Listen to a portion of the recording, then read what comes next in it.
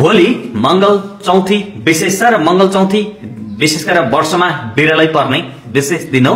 मांगलिक हुनुहुन्छ, अंगारक दोष छ, नीच मंगल छ। तपाईहरुको लागि यो दिन वरदान साबित हो र जो व्यक्तिको विवाह वैवाहिक जीवनमा मांगलिकको प्रभावले गर्दा समस्या आइरहेको छ भने केही कामहरु गर्नु भने तपाईलाई वरदान साबित हुन्छ र निसन्तानका लागि सन्तानको विशेष गरेर चाह छ भने पनि तपाईले यो व्रत विशेष गर्न सक्नुहुन्छ। भोलि विशेष गरेर 2081 सालकै अन्तिम विशेष गरेर मंगल चौथी विशेष हो। यो दिनमा तपाईले व्रत प्रारम्भ पनि गर्न सक्नुहुन्छ र व्रतको अवधि पुगिसकेको छ भने साङ्गे गर्न पनि मज्जाले मिल्दछ।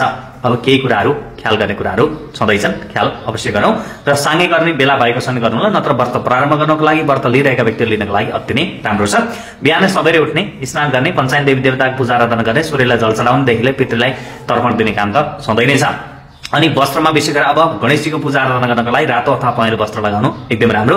चढाउने कुराहरु विशेष गरेर सकियो भने चाहिँ एउटा जटा नरिवल, रातो कपडा, जनै, सुपारी र पान भने अवश्य चढाउनु। अनि 21 वटा लड्डु, 21 वटा विशेष गरेर दुबाको मुण्डमा सिन्दूर दलेर चढाउने, विशेष गरेर गणेशजीको दाहिने पाउमा चढाउनु एकदम राम्रो। ओम गम गणपतये नमः गणेश स्तोत्र अथवा गणेशका विभिन्न बीज मन्त्रहरु छन् त्यो परिपाठ गर्ने र साँझपख तपाईले विशेष गरेर चन्द्रमा र मंगल ग्रहलाई सम्झिँदै अर्घ दिनुहुन्छ भने एकदमै राम्रो। अनि 21 वटै विशेष गरेर बातीको 21 सुते बातीको विशेष गरेर बत्ती पनि बाल्न सक्नुहुन्छ।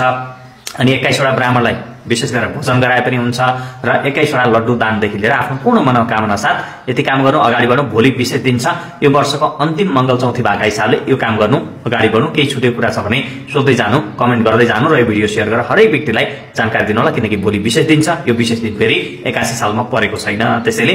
अनि केही कुरा छ भने कमेन्ट गर्दै गर्नु है त।